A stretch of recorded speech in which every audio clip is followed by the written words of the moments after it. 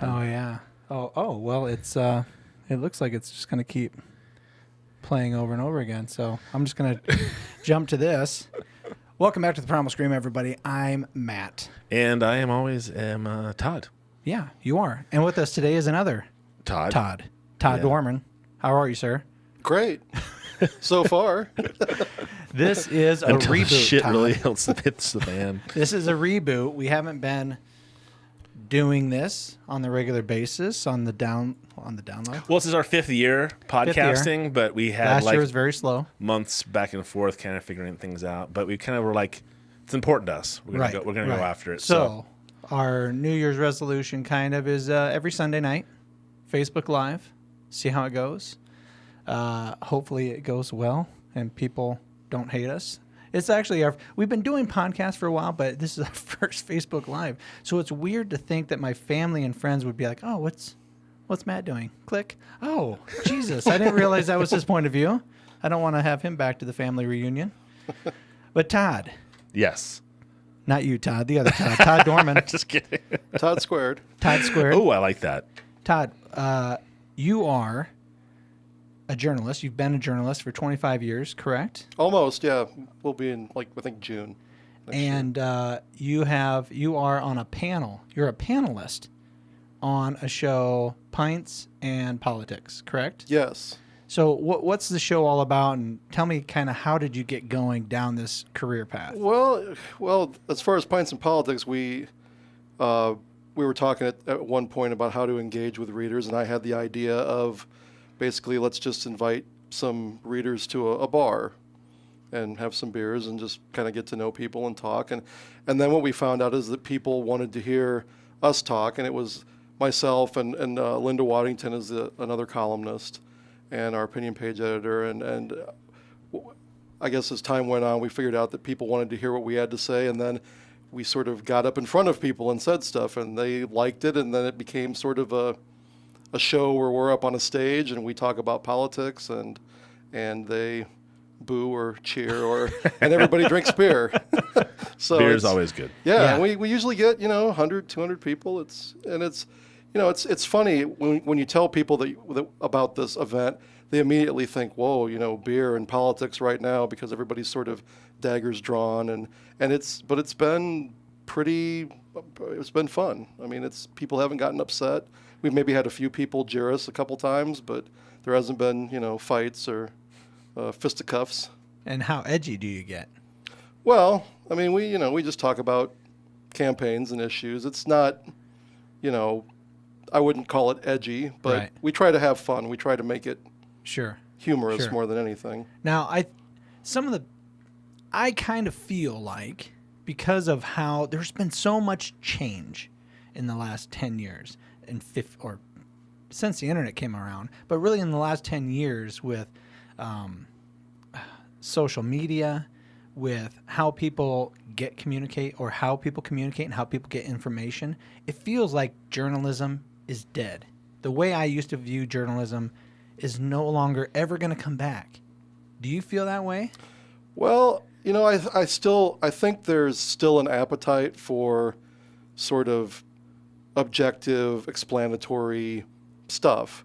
News reporters observing things, writing about what happened, explaining issues, explaining legislation. I think there's appetite for that. But I think what's changed really is that with social media, everybody in a way is a journalist now.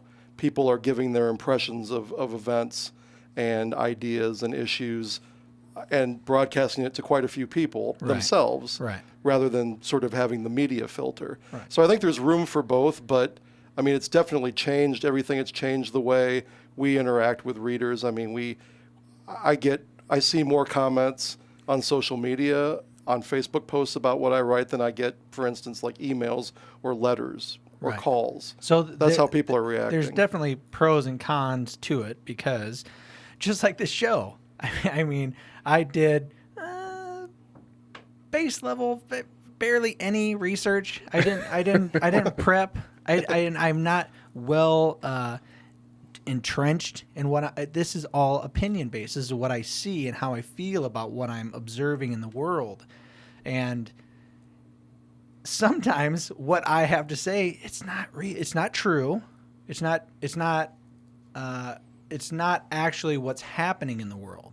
It's just my opinion of what I've seen, and my opinion is based off of somebody else's opinion, which are they getting the right information, right? Sure. And then when you're inundated with social media, have you seen the tweets? Have you seen the Facebook Live? Have you seen all these different things? Matt Lauer, boom, instantly, he's a leper. You're right. You can't touch that guy. He has no chance of coming back.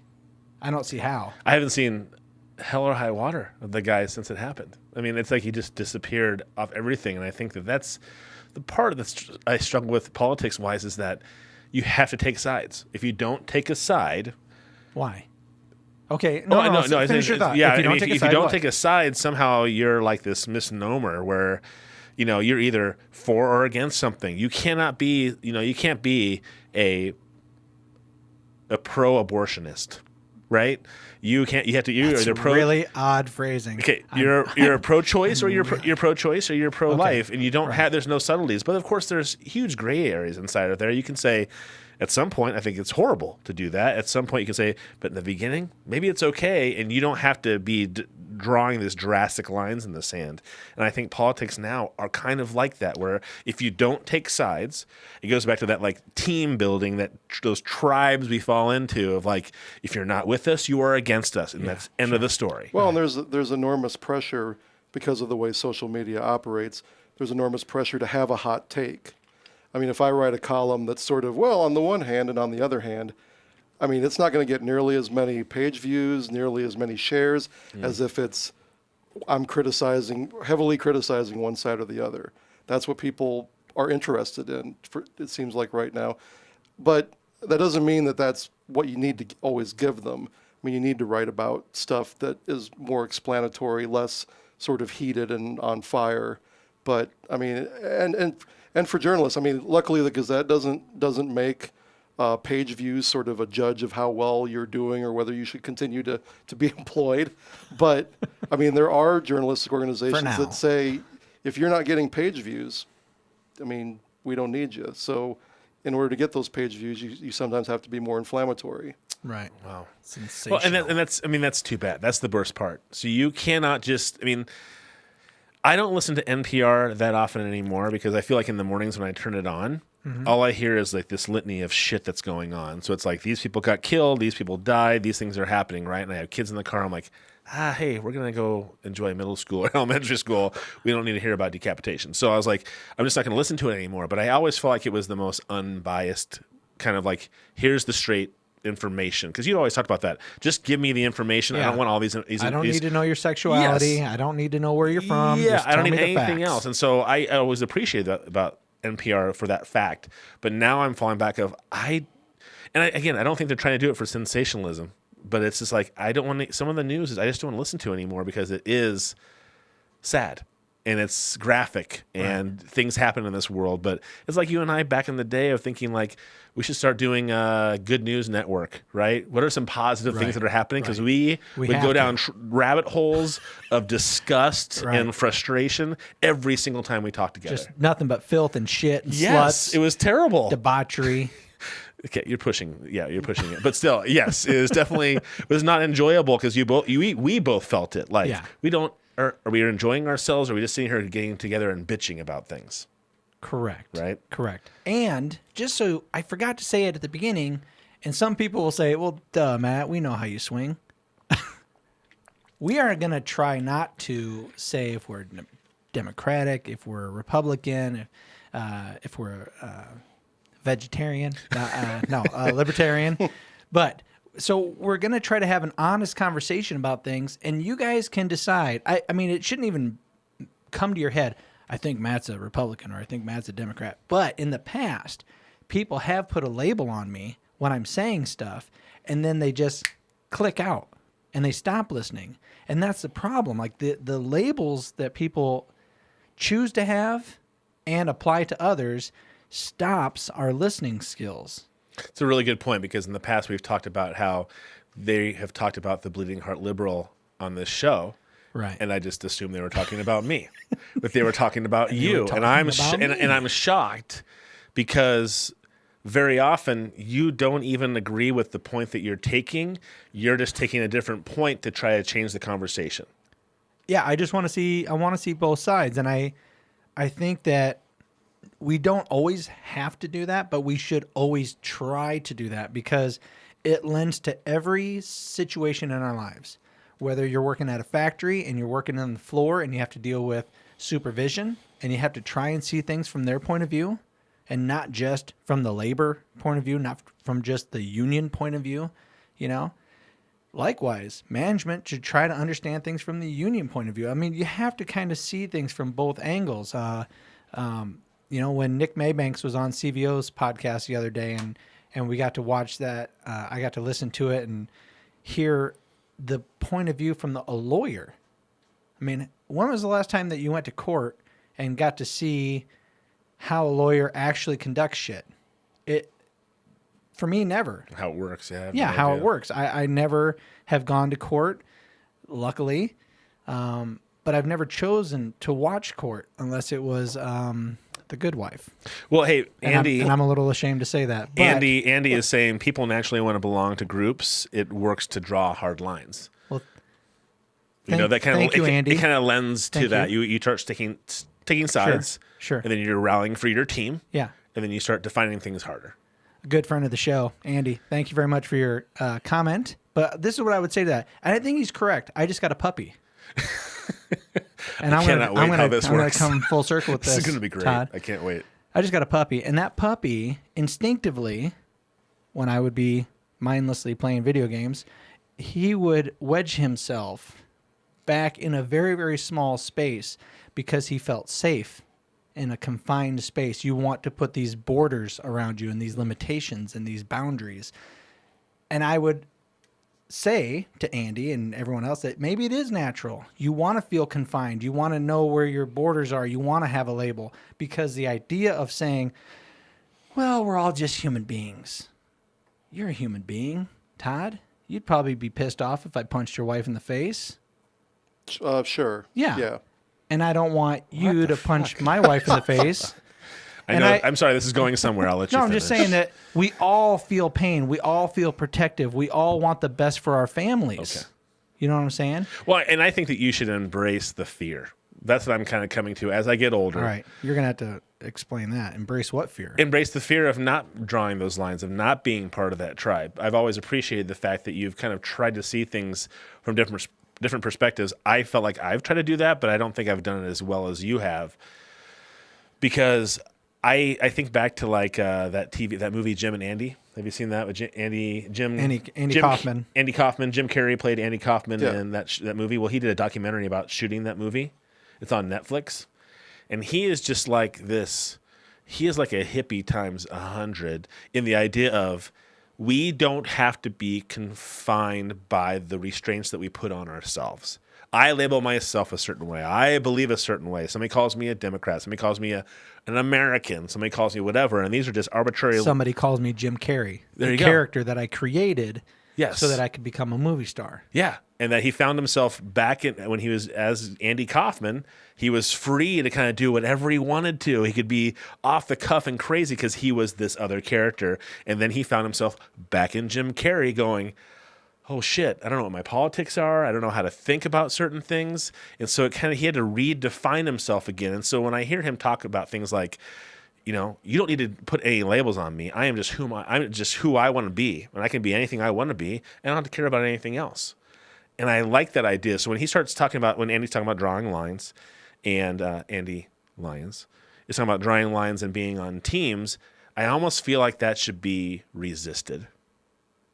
And not to say that I should become a Trump supporter or I should become whatever, but I think you have to resist those boundaries because you're only going to hear the things that you want to hear when you start saying those boundaries. You're going to be in that bubble, and it doesn't change. It's kind of like if you get on YouTube and you type in a few different search items on videos, before you know it, that's all you see. That's all that's getting shoved down your face is what you've shown some interest into. Pinterest is the same thing. I would love to see some other videos. How do you see other videos? that are out there. I Right. have no idea. I've been on Pinterest. I do Pinterest a lot because I build stuff once in a while. I'm not as crafty as you are, but I was looking at like benches, like building a bench for seating in my house. I just didn't Google it. I put it in Pinterest. Now my whole entire half my feed is fucking benches for kitchens. And I was just looking to get an idea of what they were. I wasn't trying to like get inundated with all this shit. I was like, hey, there's some ideas out there for how to build a bench for a kitchen for seating. And then I have to wait until I start searching for other things for that to get out of my feed, even though I'm not even listening to it or following it anymore or don't need it. Why can't they have an incognito mode for Pinterest? Because I just get inappropriate pictures all the time. I know. And the bad part is my kids type in you into my phone and you porn pops up and it's like, come on, Todd. Come on, not these that things Todd. could be not that Todd. Not that Todd. This Todd. This Todd right here. Todd, the other Todd Squared, I'm sure. Super appropriate guy. Totally. Family man, devoted. Good person. Probably has never stretched or put a toe into that gray area of inappropriateness. I'm on the high road all the time. God bless That's you, just sir. where I stay. God Unique. bless you. He's a miracle. He's a miracle. We talked about, you know what? Let's jump into this. Let's jump into the misconduct, the sexual misconduct, and the stuff that's going on in social media right now. Not just social media, but I mean, social media is kind of the tool, but in reality, people are losing careers, lives are being changed, and the whole social norm is getting flipped on its head. And months ago, when we talked about when Trump had said, grab him by the pussy on the bus, and I had asked you and our guest from Dr. Australia. No, it was Dr. Mike? No, Marks. Dr. Marks? Derek Marks. Okay. Sorry, he's my cousin. I can't remember his name. Yeah, Dr. Derek Marks. And he said, I have never said anything inappropriate or thought anything inappropriate before. Right. And when you both were like, yeah, that's I agree with him. Yeah. I thought, am I the only monster in this room? Am I the only person who has to rethink what it is like to be a man? Because as a man, as a definition, as just a overall label for myself as I've grown up, I thought a man to be, it's natural to feel this way towards a lady. It's natural for me to look at women in a certain way. It's natural for me to have desires and wants. It's natural for me to flirt. But I also thought it was natural to joke around with other guys. And when people said, that's locker room talk. What's locker room talk? When people said, I don't know what locker room talk is, I just wanted to smash everybody in the face. Because you're lying. Knows. Everyone knows what locker room talk is. Come on. We've all been teenagers. We've all been silly with our friends. I've driven home with one of my best friends, and we were so inappropriate just because we wanted to hear each other laugh. We just wanted to see what was the most preposterous thing we could say to each other to make each other laugh. Now, if one person would have recorded that and then said, do you want to know what kind of monster Matt is? Well, Matt's running for president now, 20 years later. Listen to what Matt has to say. Mm-hmm. Well, and I think, though, with Trump, if that had been like a singular, isolated incident, it might have been different, but it was just part of a larger pattern of the way he had treated women, the things he had said about the Miss Universe pageant contestants, and just the Megyn Kelly thing, and some of the stuff that he'd said about Hillary, and just his whole sort of persona, and also the fact that he was sort of appealing to, factions in the country that are upset in some way that, that you can't, that political correctness, I guess, is the label that people apply to it, speaking of labels. So I think that within the context of his broader sort of, Neanderthal attitude toward women, I think that's why it upset people so much. And also, he seemed to be describing assault. He seemed to be describing doing stuff to women that they didn't want. He was just basically forcing himself on them. And I think that's what made people angry. Yeah, and I agree. Yeah. I agree with a lot of what we say, well, a lot of what you're saying tonight, I agree with. But there's also the thing that no one is saying, which is we have grown-ass people, and those people are women. And those women don't have to stand there while somebody jerks off into a ficus. Those women can say, hey, what are you doing? I think the bigger Those women can go to a lawyer. Absolutely. Those women can act. But the bigger deal, I think, is what I'm trying to piggyback on what you're saying is somebody in a position of power so that I don't feel the ability to do that. Because I think you're right. I think you're right that people need to start standing up for themselves. I totally agree with that. I think empowering anybody is a healthy thing. But I think that these are people in positions of power. So, Trump walking through the back of the Miss Universe thing and seeing all these naked women and that being inappropriate. But none of those women every single one of them wants to be Mrs. Universe. None of them are going to say one fucking peep to that guy because they're just like, oh, I don't want him to think I'm some bitch who doesn't want to, that whatever. So, I mean, there's definitely lines you can draw. And I think that you need to be aware that people in power are doing these things. That's why Matt Lauer, I mean, that's what was so surprising was that who was the gal who just was talking about it recently? Not Katie Couric, but a different she's got dark hair and dark eyes. I can't remember her name, but she's been around for a bit as a journalist. But she was saying that it's been a long time kind of that he was kind of a douchebag, but nobody was going to say anything because he was going to turn around and say something about it and you'd be out of a job.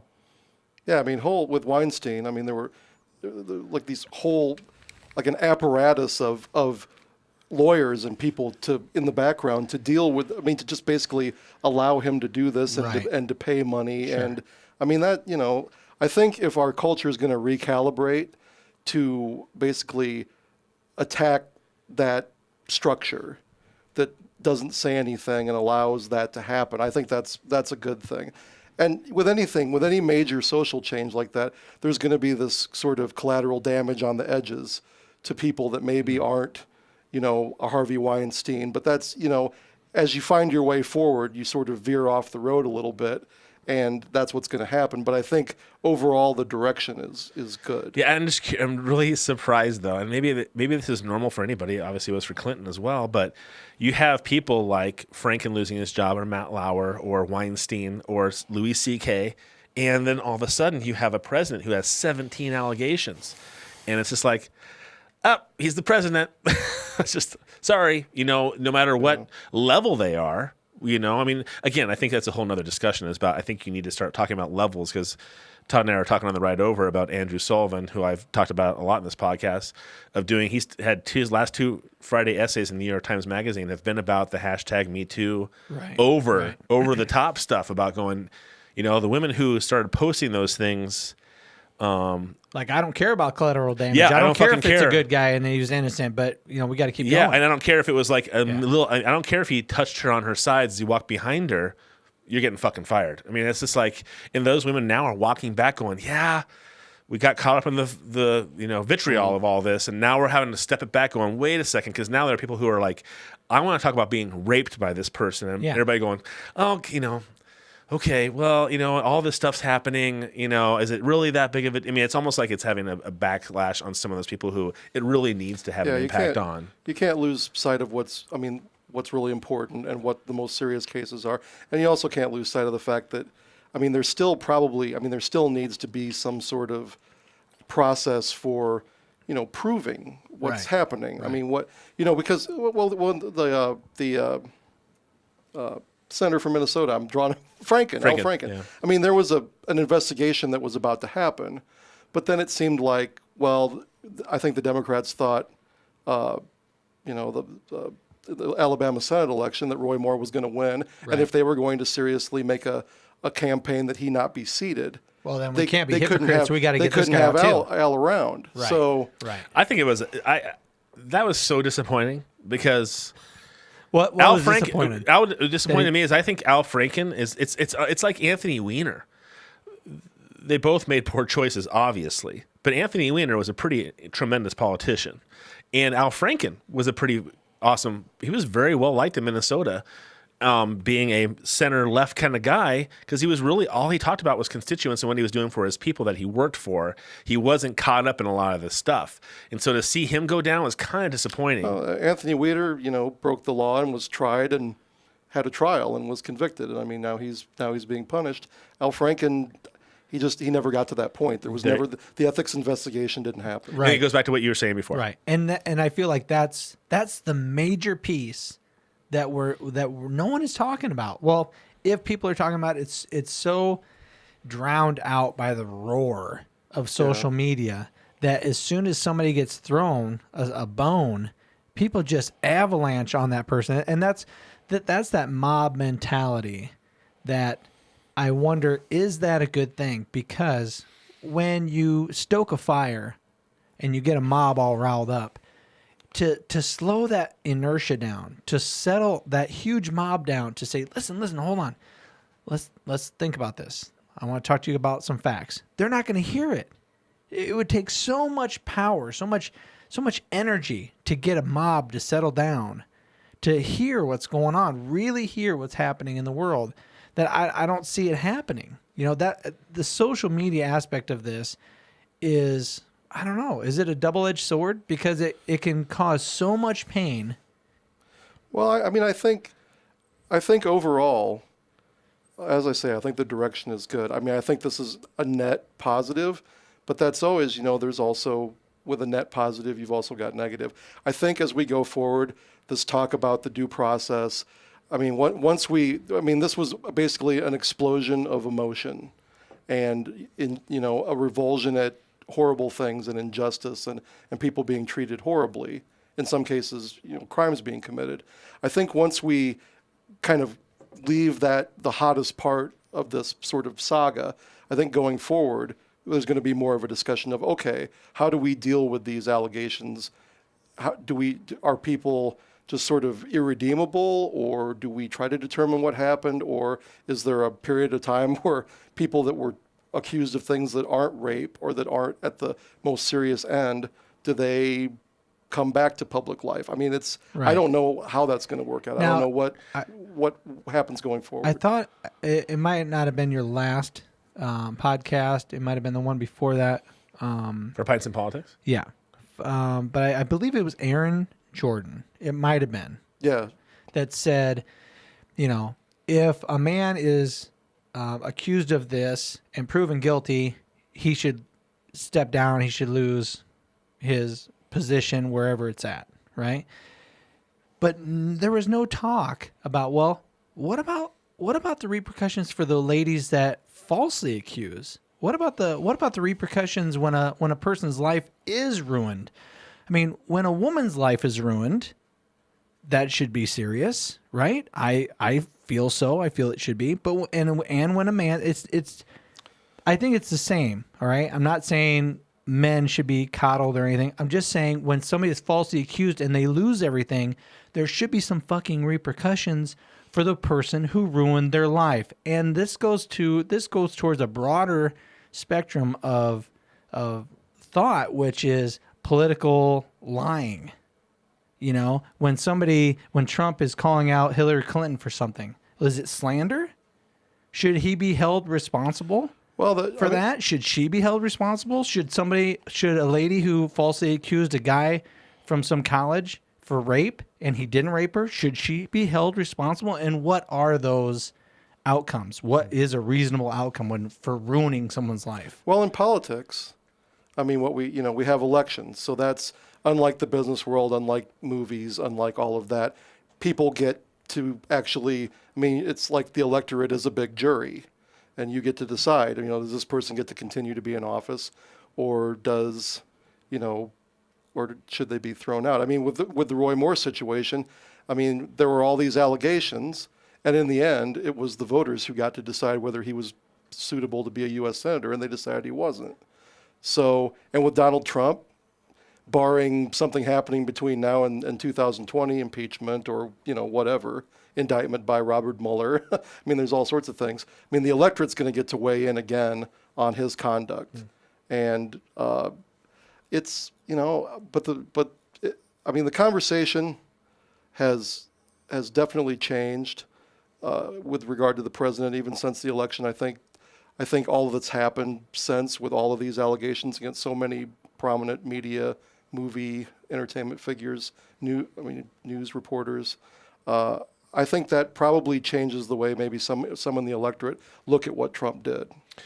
Yeah, and it seems like the most recent one thing I read 2 articles in the Atlantic, almost back to back, that they were published about Aziz Zakaria, and now he's being accused, but then right behind that was the counteract to that, like, how far are we going to step over the bounds? We don't know enough about this guy yet. So this guy is, now hitting the zenith of his kind of career when it comes to comedy, and he's got a TV show on Netflix and things like that. Yeah.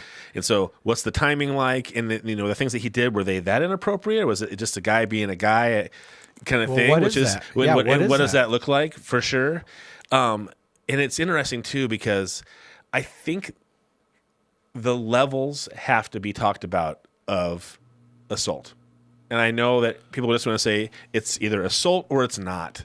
And I can understand why that is. But I think you have to look at the levels because, did you read Selma Hayek's piece in the Atlantic? I didn't, actually.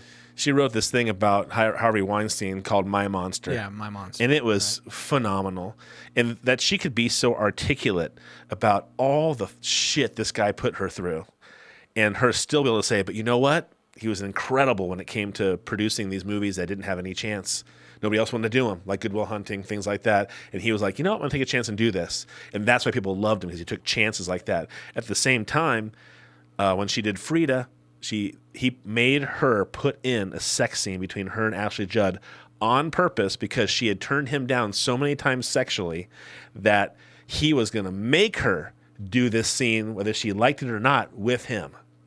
And so the sex scene in that, so when I went back and watched the movie again, and now when I watch that scene, I'm like physically ill, because the only reason she's doing it because he is a fucking monster. Wait a second. Yeah. So you heard about it. Yep.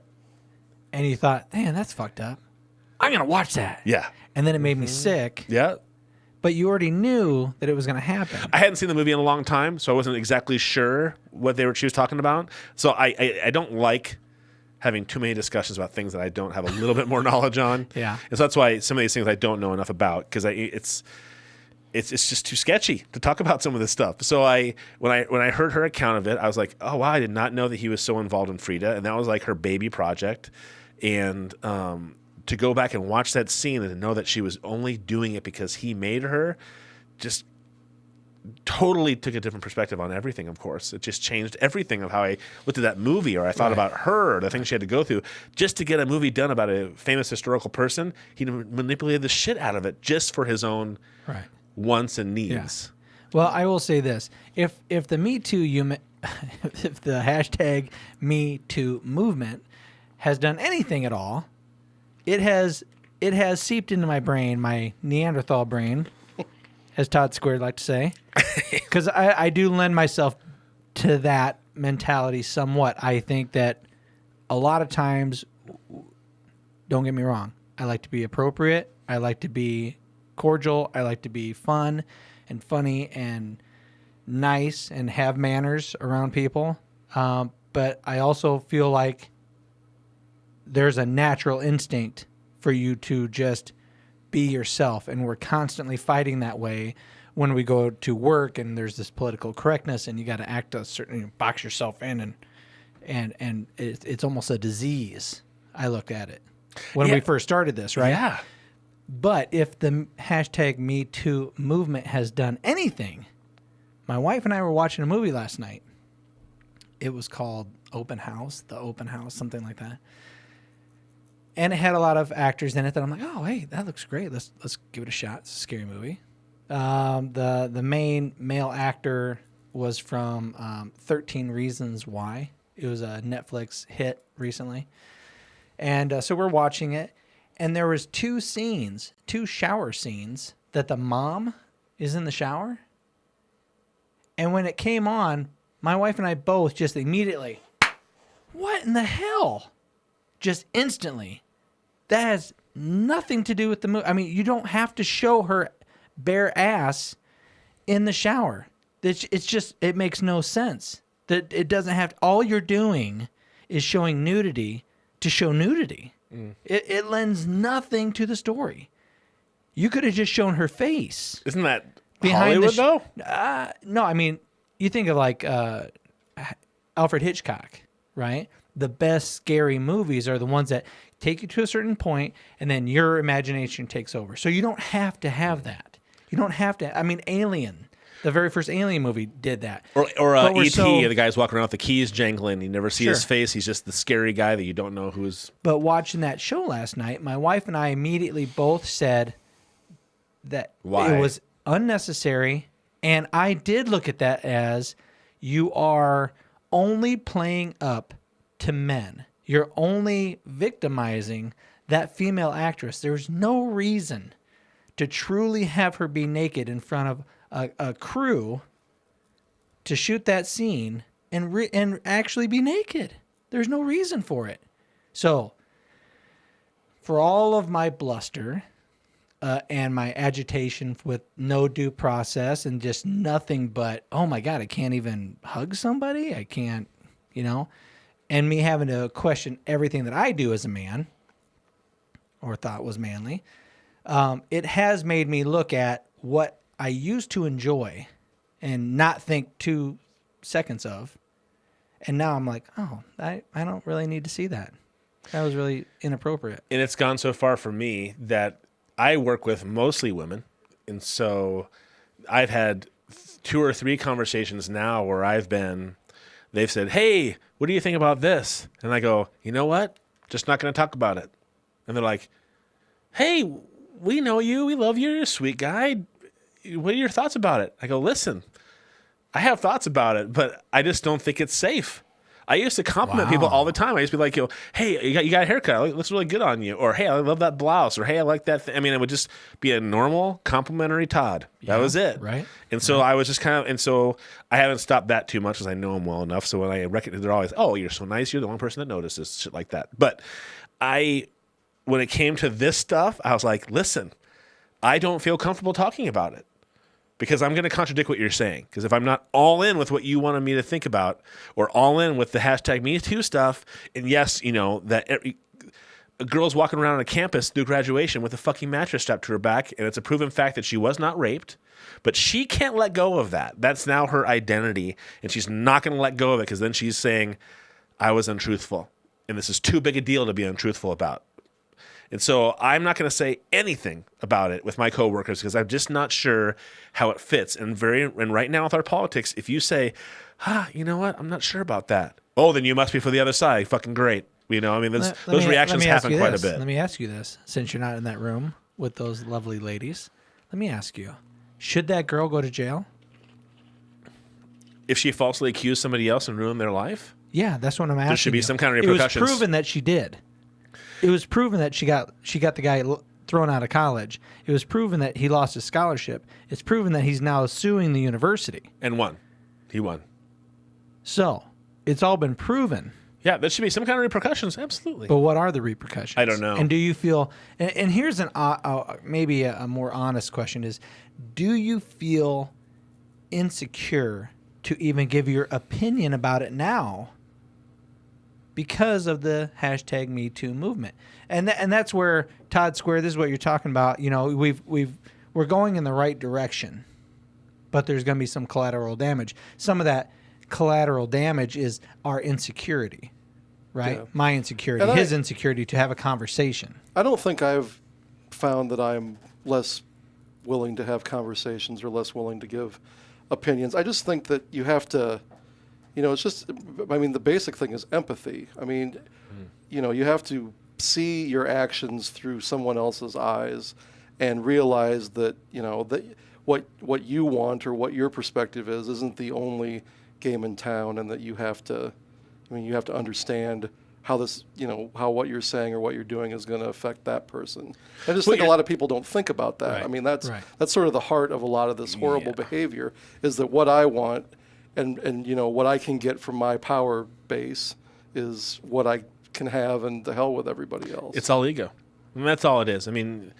Trump is ego manifest on Twitter. Do you know what I mean? It's just it's all about me and my perspective, and that's all that really matters. That's what we're dealing with is dealing with all these egos and never stopping and saying, wait a second. Okay, I have my belief systems, and I've kind of been raised this way. I think this way, but you know what? I may not have it all figured out. and then you have it gives you just a little bit of leeway to allow you to think outside the box. And I would say normally liberals and progressives that I knew were better at that, but now it seems like the left is swinging so far left that it's almost becoming like the new right in a way of like, you can't, if you say something that doesn't go along with what they say, then you're in serious trouble. Right. Right? I mean, it's the opinions are no longer like, oh, let's take everybody's points of view and let's all, sit in a circle and sing Kumbaya and smoke a joint or something. It's not like that anymore. It's more of like, these are extreme issues. These are important to us. If you don't follow these, then you're in serious trouble. Well, when I get criticism, I get most of my criticism from folks on the right, but I get criticism at times from folks on the left, and it's the same. It's the same level of anger. It's not, the people who are mad about what I write that are liberal, they're not easier on me than the conservatives. That's, you're right. And the biggest thing I've noticed in the 10 years I've been here and writing opinion is that when I first came and would write a column and someone didn't agree with it, they would write me an email and they would say, why don't you look at it from this perspective? They would actually kind of seek to persuade me to see it from a different way. Now most of the people that don't like what I write would basically just like me to stop writing altogether, and they want me to be replaced with somebody who they agree with. Exactly, and I think that's probably my point exactly. I want you to stop talking. I don't want to even hear what comes out of your fucking mouth anymore. That's the part that bothers me, is that I have to be able to say, hey, this is my thoughts about this. What do you think? And somebody go, I really disagree with you. Really? Why do you disagree with me? Because I think of it this way. And even if I go, yeah, I have no idea what you're talking about, that I am clueless to your point of view. I'm not saying shut the fuck up. I'm not listening to what is coming out of your mouth anymore. Right. And that's the part that I really dislike the most, is like, if you're not going to say something that I agree with or can side with, I want you to stop speaking. And that's what I feel like a lot on the left right now is saying, you talk about against hashtag #MeToo, you're going to be a pariah, like you said. And that bothers me. Free speech is kind of like, it's all we have. It's really all we have. And that's one thing I admire about Trump. As much as I hate him, I admire him that his ego is on Twitter every other hour, and I can look forward to it. You know what I mean? At least he's honest. At least he's straightforward. He's not pulling any punches by any means. Now I'm not going to ask you if you voted, because we said we weren't going to do that. But, what you had said earlier, Todd Squared, about the movement, the hashtag #MeToo movement, it reminded me of, your years of covering politics, right? You have to be able to see both sides. It's a complicated issue. Did you struggle when you covered politics? What were some of the things that you were surprised about? Did you go into it with big starry eyes? Not so much. And actually, part of how I was a little bit different is that when I was in high school, when I was a senior, I got to be a House page in the legislature. And so you're sort of you work in the chamber, you're a gopher, you get to staff meetings and caucuses. Cool. And you sort of sit on the sidelines. And so I had seen sort of how the process worked. And it's a lot different than your textbooks. I got to meet lobbyists and saw how lobbying worked. I got to see, the legislator who hired me, his name was Del Stromer, and he actually, Linda Upmeyer, who's the speaker now, that was her father, and he was the Republican leader in the House. And so when I worked as a page, I covered the closed door. I was in the closed door caucus meetings, and so it was interesting to gain that perspective and hear them sort of strategize, out of public view. And so I had that perspective before I became a journalist. And actually, I went into sports writing and sports writing is good preparation for politics. Is it really? Yeah, to some extent. But, I didn't come in with wide eyes. And I think probably the one thing that is a little bit surprising to people from outside is that you get these caricatures of what politicians are. For the most part, a lot of these folks are pretty good people who got elected because they wanted to do something good. But you get thrown into a system where you need to do what your party wants you to do. It's you're expected, even if you sometimes disagree with what your party's doing, you need to be a team player. You need to fall in line and vote for a bill that you need to give them your vote when they need your vote. That can be really difficult. And it can, I mean, sometimes in those, closed door meetings where they're trying to wrangle their votes together, it can get pretty heated. I mean, I haven't been in a lot of those. I mean, since I was in high school, I've been in none, but that the job of leaders to try to get those people to vote the way that they need to vote to get something passed. I mean, that can be kind of ugly. You've got the fundraising, which is difficult. I mean, you have to spend, even for legislative races now, it's routine for legislative candidates in key races to have to raise $100,000 to win a, $35,000 technically part-time job where you're, a legislator for, that during the session for 4 months. Congress is even worse. I mean, if you're a member of the House of Representatives, you've got a 2-year term. You've got to raise millions of dollars. You basically have to spend several hours every single day begging people for money. So good people got into this for the right reasons, but sometimes being part of that system kind of wears you down, and you have to make difficult decisions. And so, that's probably one thing that I think people get this idea about politicians being sort of crooked or criminal or corrupt, but for the most part, they had issues they cared about. They cared about something in their communities. Maybe something made them upset and they wanted to do something about it. And then they get within the system, and it's difficult for them to maybe get the goals that they came with. Would you say they're victims of the game? I don't think victim would be right. I think the ones that are, can figure out a way to navigate the system, I mean, they're the successful ones. And I think there are, folks who get things done, good things. Right. But it's, and the partisanship, when I covered the legislature, and it's been 10 years since I was actually at the Capitol as a working reporter, but I mean, there was a lot more cooperation between the parties than there is now. The parties were less ideological. I mean, there were lots of moderate Republicans in the legislature back then. And there are almost, I don't think there are hardly any now. I mean, they're mostly further right. And I think to some extent there aren't very many conservative Democrats anymore that there used to be. I mean, there used to be pro-life Democrats in the legislature. There aren't any of those anymore. And so the parties have sort of gotten further apart, and that makes legislating, particularly if you're in the minority. I mean, I think back when I was covering the legislature, if you were in the minority, you're not going to get your big priorities done, but you can probably find somebody to work with on the other side to get some things in the middle done. I don't get a sense that there's a lot of that happening anymore on stuff that really matters. Do you think there could be somebody who, in the midst of all of this, just said, fuck it, I'm just the average person, and I'm going to walk in there and I'm going to try to get elected, and I'm going to say, screw you on the left, screw you on the right. I am right here. We need to find a way to come together. I'm not playing any of these games. And in the past, you talked about... It's never going to happen, Todd. In the past, you talked about, if Obama was trying to get something through Congress and he couldn't because they were stalling somehow, right? You're like, why isn't he not getting in front of the American people and say, listen, I'm trying to do this. These 10 guys are screwing you. Isn't that what Trump is doing right now? Right. I mean, that is what he's doing. I don't know how many times I was so infuriated with him, with Obama, because he had all the numbers.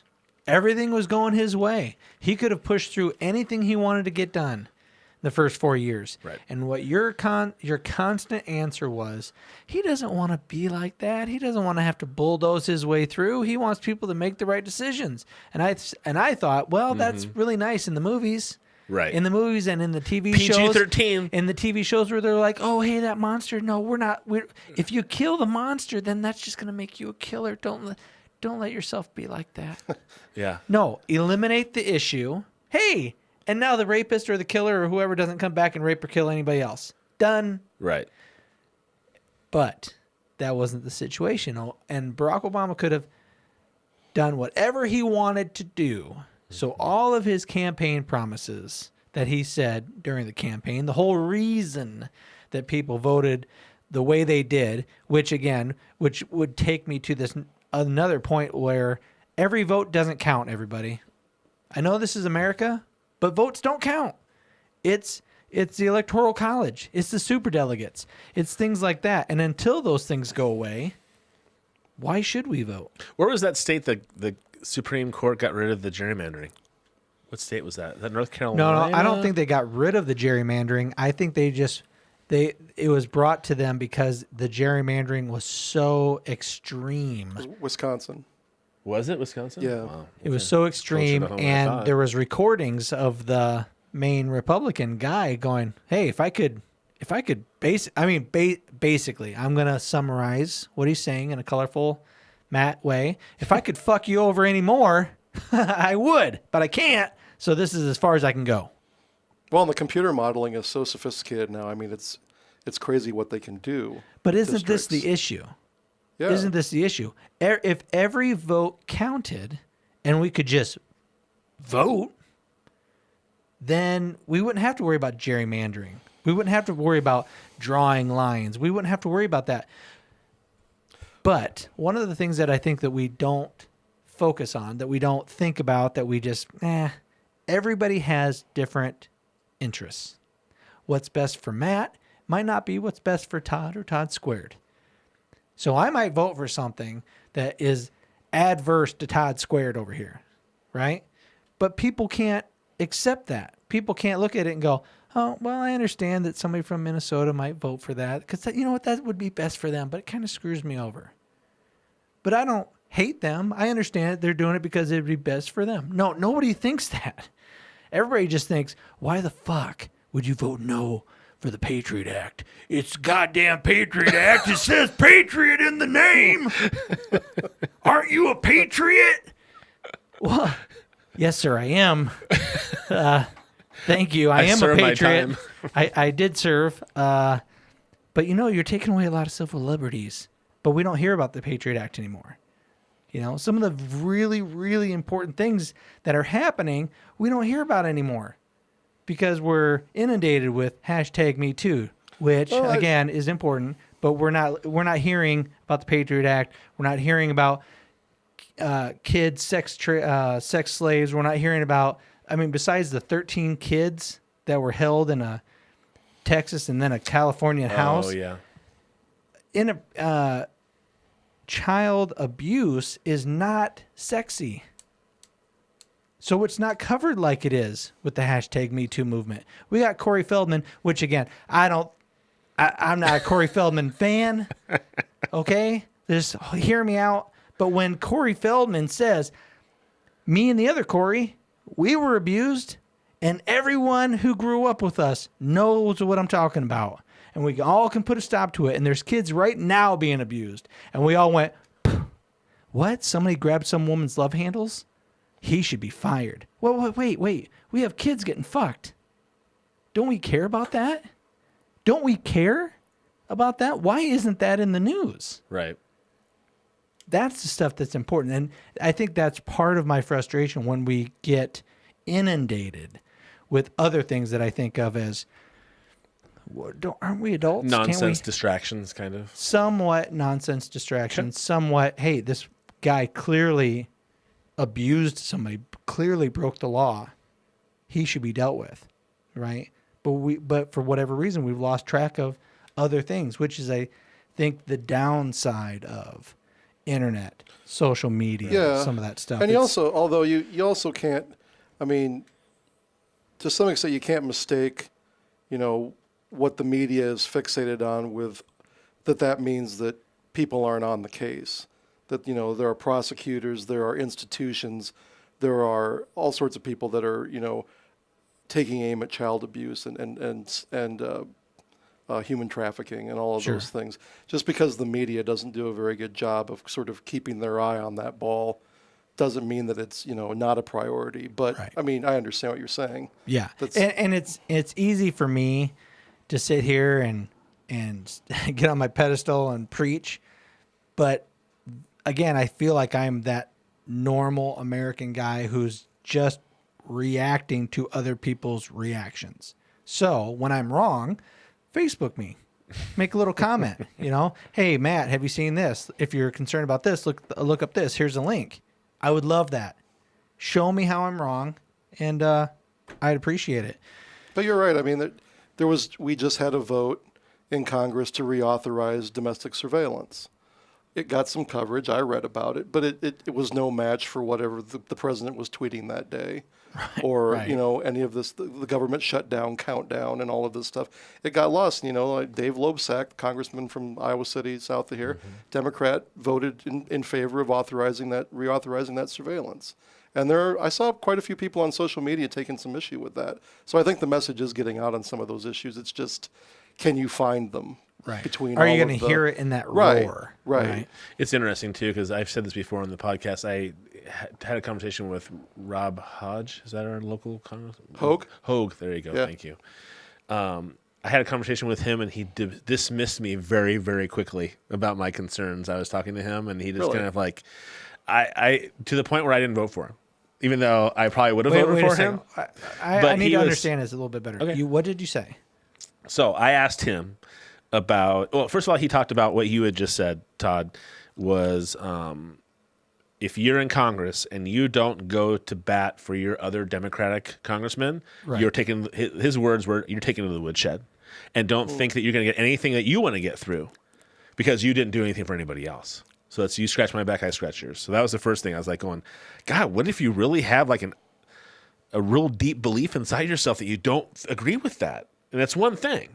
Well, if you don't, sorry, your ass is grass, man. That's it. Todd Squared over there. He's shaking his head. Yeah, it's especially, and if you have a big majority, it's sometimes a little bit easier. If you've got like 60 out of 100 and, you're sitting there with your 65-35 or something like that, then you can let a few people sort of go off and vote their conscience. But when you're sitting with a, like a 1 vote majority or something, you can't lose anybody, and you have to sort of, well, that's why the person, there's the majority leader, and then the person that's second in command is called the whip. That's not, that's why. For a reason. Yeah, they're whipping votes, basically. Interesting. Yeah. That's crazy. Anyway, so I had talked to him. At the time, I was doing something in college about nutrition and kids' school lunches is what that was about. Yeah. And I said, hey, I'm kind of concerned because it seems like nobody cares about it, and my kids eat shit for lunch every day, and I don't like it. You have any thoughts on this? And he was like, nope, not important to me. Sorry, it's not part of my thing. And I go, okay, well, I'm one of your constituents, and I'm going to vote for you, so it's important to me. So do you have any ideas about it or thoughts about it? I didn't him to say, yes, you are correct, Todd. I am going to go to bat for you. I wanted him to say, hey, you're one of my constituents. I will look into that. I'll find out more information about that. I'm curious about that. I mean, he could have given me the political answer. So now that I think of it, should I appreciate him that he was being honest with me and being an asshole? Or should I appreciate the fact that he didn't just placate me and give me a straight politic answer? Well, he should have actually, said something thoughtful, even if he doesn't. I mean, I've seen lots of politicians that are either good at this or bad at this. That sounds like that's a bad at this moment. I mean, I would follow Tom Vilsack around when he was campaigning for governor. He would listen to people. He would ask them questions. He would actually act, like he cared about what they had to say. And that's why he was a successful politician. That's why he was governor for 2 terms, because people felt like he actually gave a damn about what they cared about. And if you don't project that, I mean, it's, that's why, members of Congress, they're caught up in all these big issues and all these big votes. But you know what the most important thing members of Congress do? Constituent service. Someone calls their office and says, I've got a problem, I've got a question, I need something solved. If you do constituent service right, which is where Chuck Grassley's office is exemplary. They are one of the best constituent service offices probably in the entire Senate. They just do a good job when someone has a problem of helping you solve that problem. I mean, that's a big deal. It's, it's not Supreme Court nominations and all that stuff that everybody's fighting about, but that's the front line of being day-to-day on the ground kind of thing. That's being a public servant. There you go. Yeah. I like that. Interesting. I don't want to have to just take a moment, but can you hand me a beer? Sure. Yeah. You got Todd Squared. Mr. Todd Squared. how do you feel about the idea that this was kind of brought up in that podcast that I was listening to, which was the Russia scandal, right? And somebody had asked, well, does there need to be some indictments? Does there need to be something to liven it up and get people focused back on this again? And when anytime the Russian thing is brought up, I think to the opposite, because that's what I like to do. I like to go the opposite of what anybody does.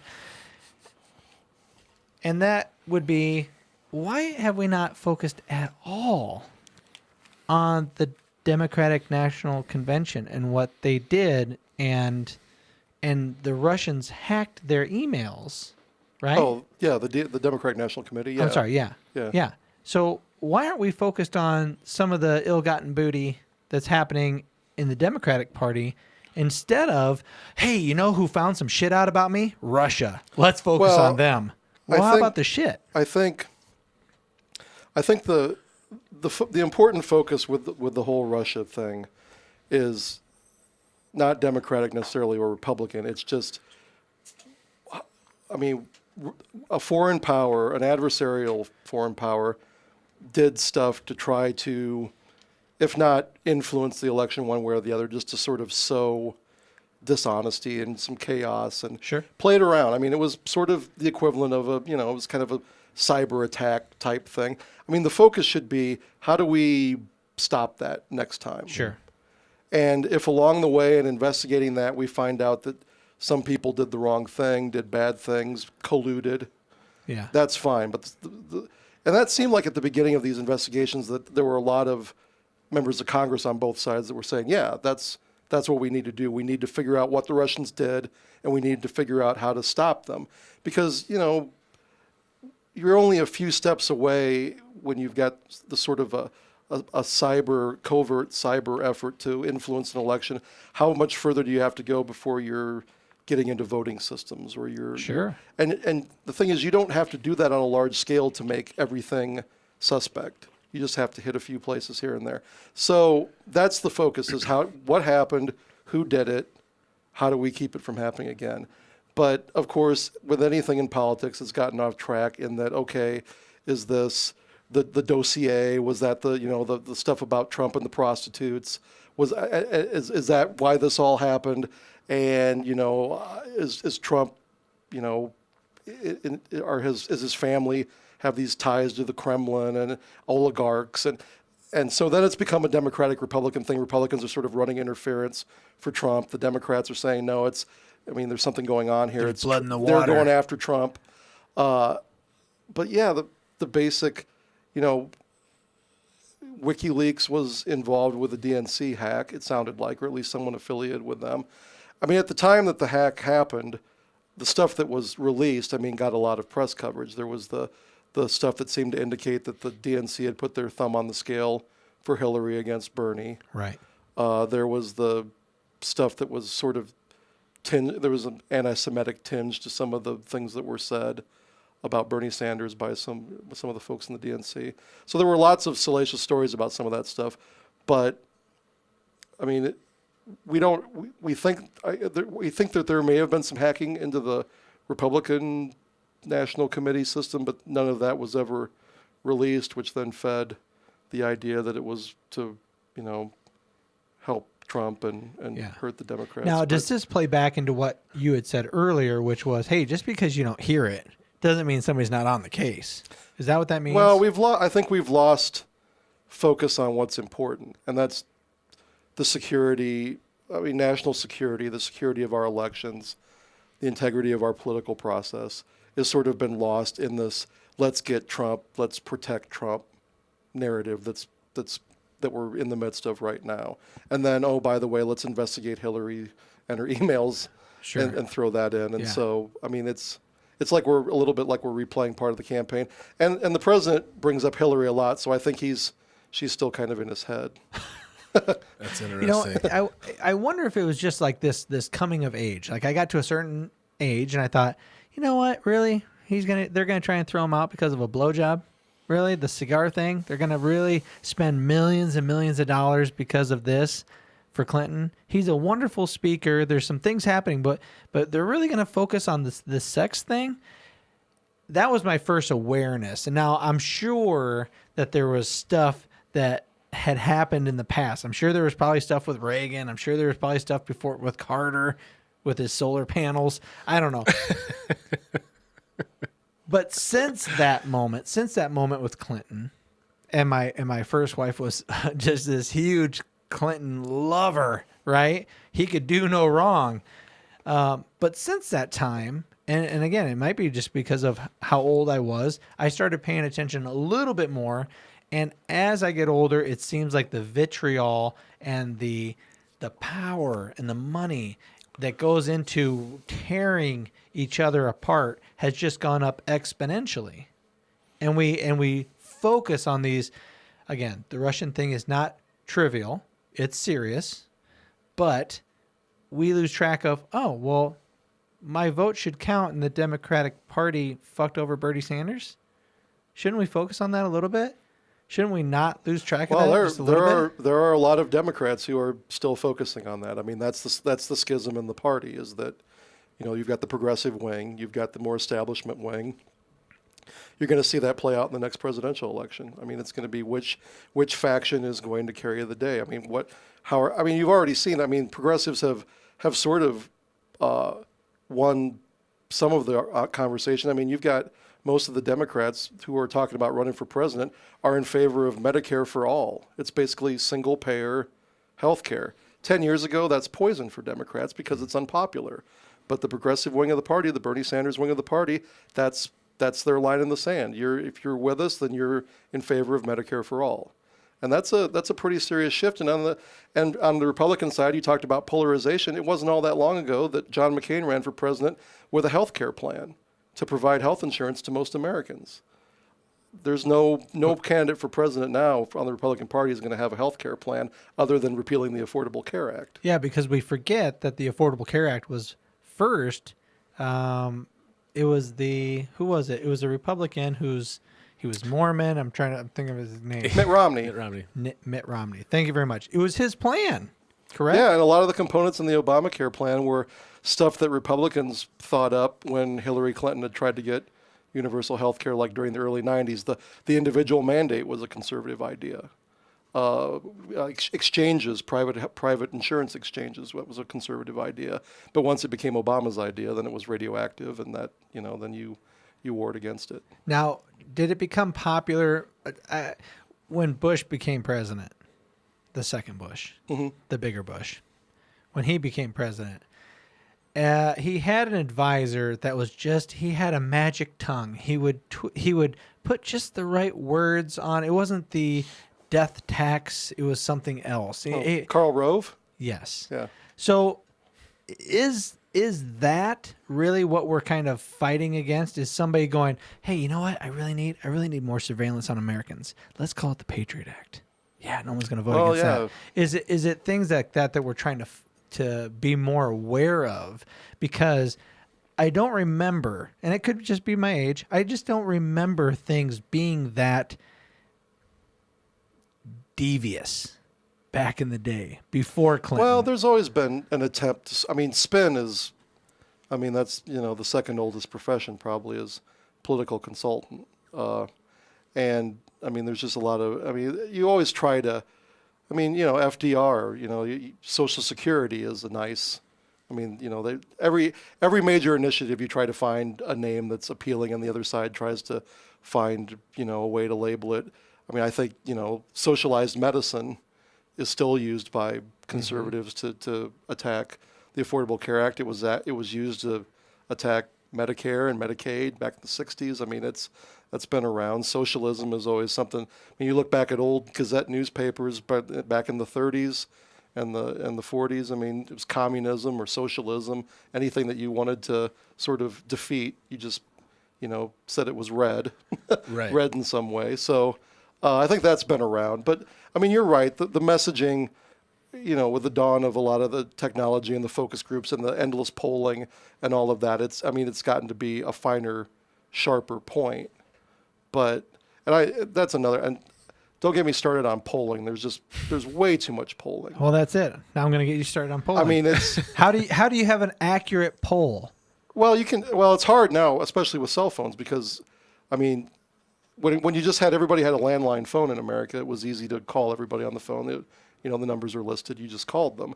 It's different with cell phones, and it's different with people are more, some people will game the polls and give incorrect answers. Some people just refuse to. Pollsters have a harder time now getting people to participate. And you've got polls with humans. I was polled 2 days ago. The Democratic Congressional Campaign Committee. It was a robo poll. They asked me a bunch of questions about the 1st District congressional race. Then they asked me a whole series of questions about who did I think was at fault on the shutdown. Who did I think was primarily to blame? They just asked me a series of questions trying to figure out who I thought was at fault. Right. But did you feel like they were No, cattle shooting you to a specific answer? Actually, it was a legitimate poll. It wasn't a push poll. All right. It was pretty straight up, and I would, you had to get, and I just went through it. I usually, when I do polls, I usually just say undecided on all of them. I just want to hear the poll. I just want to hear what they're saying, because I don't generally do polls. When the humans call, like it's a human calling me to poll, sure. Sometimes they'll ask, like Gallup will ask, are you a member of the media? Is anyone in your household a member of the media? And if you say yes, generally they say, okay, thank you, and that they won't poll you. Oh, why do you think that is? Because I'm not sure. I guess they think that maybe you're not, just sort of a member of the general public in that way, or... I'm sorry, I can't. Yeah, I can't mind fuck you enough. You're too informed. I don't know about that, but never mind. I mean, and the reason I say there's too much polling is because we've just become the media has become too reliant on it as a driver of the narrative. It's too easy for us to sort of look at a poll with 3 candidates, and if one of them's only getting 20%, even if it's early, we just kind of stop covering those people as much because they're not one of the people in the lead. I think those kind of decisions driven by polling are wrong. I think you need to, the best elections are the local elections, the city council and stuff, where we have no idea who's going to win. And so you just cover everybody and you let the chips fall where they may, and sometimes you get surprised and sometimes you don't. But the horse race journalism it's very pervasive based on the polling. I do wish that they could get back to a point where we didn't have before you were talking about people lobbying and getting to have money, and I think NPR did an incredible thing on it. I want to say it was like 5 years ago about following a congressman, and he spent half of his time going to meet with people to get money from them. He spent half of his job doing just to get money to come back, and it's like, so half of your job that you should have been focusing on the things that you were put in Congress to do, you're just focused on getting rehired again. And so that's why I feel like, you're never going to have these guys vote in term limits because they're voting in term limits on themselves pretty much. But to me, that was like, I don't know why I keep thinking that's like the key. Like if you can get money out of politics, which is so difficult, you probably can't ever get it totally out. But if you got it out to the point where like you have one term, you're up for a second term, and you are out. And then that is it. And so all I'm there to do is to focus on one thing. I don't know if that's possible or not, if that's naive. I'm probably more sympathetic to the term limit position than I used to be. I used to be basically against it, but now I can see some of the benefit. The problem is, and this is one of the main arguments against term limits, is that the lobbyists aren't term limited, the staff isn't term limited, the consultants aren't term limited. So basically, you've got the candidate, the office holder is in for a few terms, but the lobby is there for forever. Right. And everybody who's actually really doing all the underwork. Right. And so they have an advantage then of that experience over this new congressman who's coming in for their six-term limit. And, I've talked to a lot of office holders about that. They say if you had term limits about the time you really understood what you were doing, it would be time for you to go. Oh, okay. But that said, I'm sympathetic to the idea of, first of all, getting in some new blood. And second of all, if you're term limited, that would make you a little bit freer in that you could maybe make decisions and take political risks knowing that you're out the door anyway. Right. And I think we talked about the gerrymandering. I mean, the problem with that is that you've got these districts now that are drawn in Congress, in the House of Representatives, that are so like right or left that the only game in town is your primary. Your general election, you win easily, but you could get primaried. And so if you're a Republican congressman, you're thinking to yourself, well, I'm not going to cooperate with the president, or I'm not going to cooperate with other side of the aisle, because then someone will call me a rhino, and someone more conservative from me in my district will run against me in a primary, and I'll lose. So I'd better go as far right as I can. Forget compromise, because I'll get beat if I compromise. And folks in Democratic districts are saying the same thing. That's why you're not seeing the compromise in a lot of cases, because you're in such a partisan district that they want you to fight for that partisan agenda, right. and compromise is a dirty word. And that makes you think like it needs to happen even more. Like, because Well, they did I would have rather somebody come in and have no fucking clue what they're doing and going, oh shit, I better fumble my way through this. But my focus is I'm here for a reason for my constituents. That's the reason I'm there. That should be your focus. I'm getting rehired for my position right now, right? Yeah. So every year I have to get rehired for it. And the other day I was having some conversation with another, Which, by the way, would freak me the fuck out. Okay, anyways. If every year I had to be rehired. No, because I could always go back to my old job if I wanted to. It's always a guarantee to go back to my old position. But my position I've been in for the last couple of years, I have to get rehired for every year. Okay. And I was thinking the other day, I was like, I wonder if somebody might get my job this year. Maybe somebody's better qualified, or they think they're better qualified than me. I feel like, okay, I can go back to what I was doing before. I was successful at it. That'd be fine. And then I thought, you know what? It might not be a bad idea to get somebody new in here, because part of me is like going, God, I have a lot of things going. I have a lot of irons and lots of fires that I'm working on, but there's no reason that somebody else couldn't come in and step into my shoes and take those programs and even go further with it than I even thought that I could. So I'm okay with the idea of somebody going in and just barely getting their feet underneath them before they're going to have to be reelected or going to be, have no idea what they're doing, because at least they're in there for the right reason. Yeah, but there's a learning curve. And then, I mean, why would I want to vote somebody in? It's going to take you 2 years to figure your asshole out. Your elbow from your asshole, whatever the saying is. It's going to take you a while to figure out how to do stuff. Why would I want you to waste the first year or two? You have people around you. He just said you have staffers. Hey, if you want that to happen, you got to go through this guy to do this or this guy. Okay, I'll do that. So, I mean, you have people that guide you, right? Well, well, then what's the need? For me as the politician? What is the need for you as a politician? Why isn't, in today's day and age with technology, why isn't there a place where we can all just be part of the process? If you want to be part of the process, log into whatever, read something, vote on it. Why do we need constituents? Why do we need somebody to represent me? I can represent myself. I can say I want this, I want that, I want this. Just like a McDonald's Happy Meal. I want to go and I want to go through the drive-thru and I want to be able to have my voice heard. Me voting, there's no guarantee my voice is heard, right? So you want to take the money out of politics? It would probably be easier to take the politicians out of politics, to put the votes back on the individuals and say, if you want to understand what's going on in politics, fine. Here's a website. It's totally secure. We got all of our Elon Musk's people on it. You can't fuck with it. You read it, you agree with it, or you don't. Right? Period.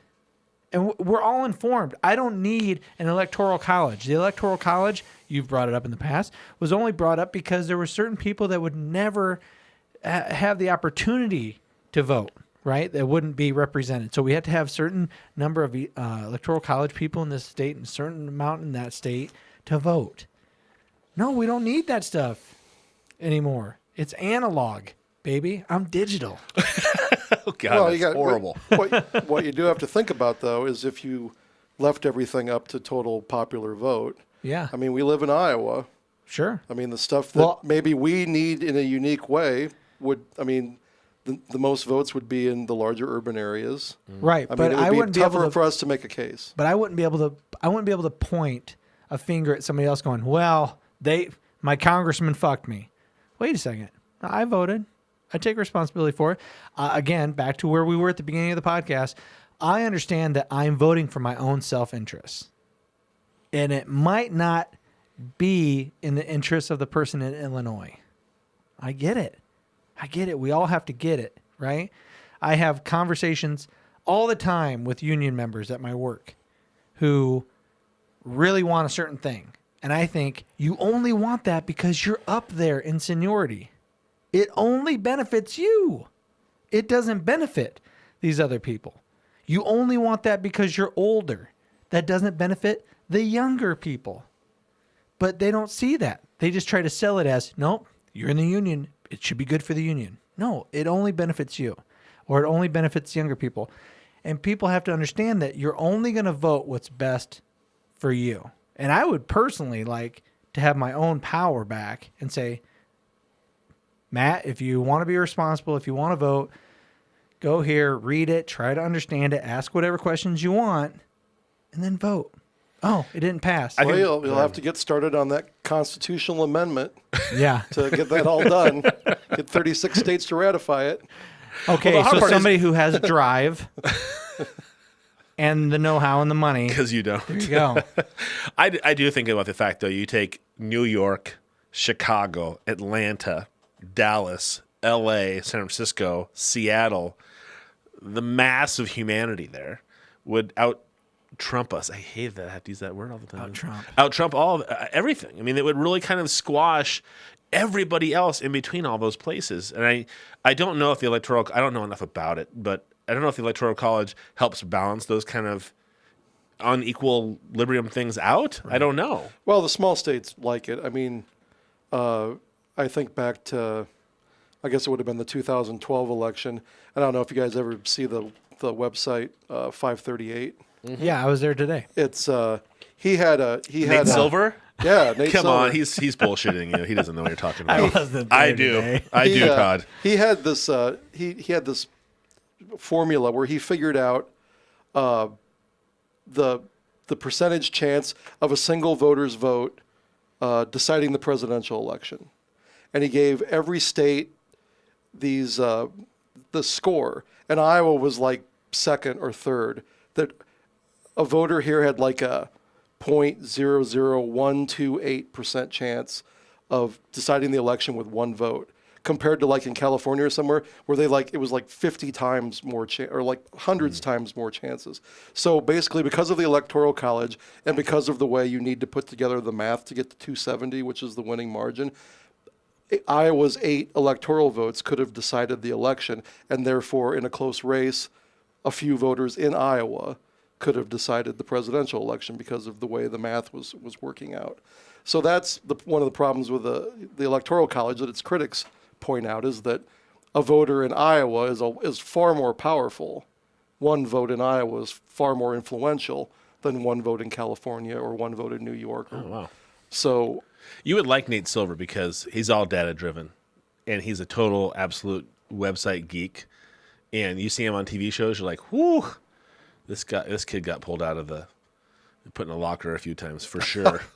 What? But he's a really neat guy, and he's really smart, and he really came to kind of... Are you trying to set me up with an Alex Jones type of fellow? No, not at all. No, but he came to fruition kind of during Obama's 2008. 2008. Yeah, he was very accurate. His predictions. His predictions were super. Yeah, it was pretty awesome. And I think that's why because he does really kind of cool polls once in a while, or data collection that kind of shifts your thinking a little bit about, like the popularity of Trump. He's like going, it's pretty impactful, whether we like it or not. It's working the way it is, and it helps people who are like going, oh, we're just going to impeach him, or we're just going to do this, and people just holding on to these things, hoping that something's going to go down. He's like, sorry, it takes quite a bit of effort to make that kind of thing happen.